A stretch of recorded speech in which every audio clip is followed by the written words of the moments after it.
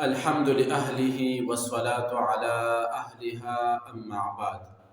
معززو یو ملګری یو بهترین سوال کړه ده.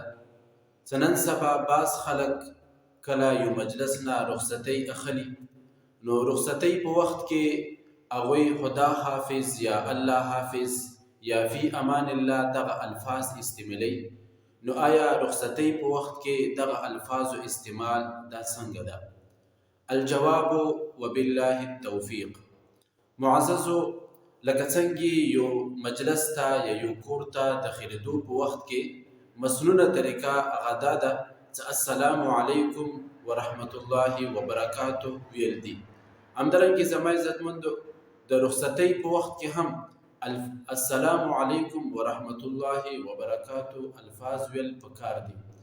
البته خدا حافظ یا فی امان الله یا الله حافظ الفاظ ویل فی نفسه جایز دي، خو لیکن دغه الفاظو استعمال سره ترک سنت راځي. نو د دې وجې نه موږ تاسو ته پکار دادي چې یو مجلس ته یا کور ته رانوتلو په وخت کې السلام علیکم ورحمت الله وبرکاته الفاظو عدد جوړ کړو. والسلام علیکم ورحمت الله وبرکاته.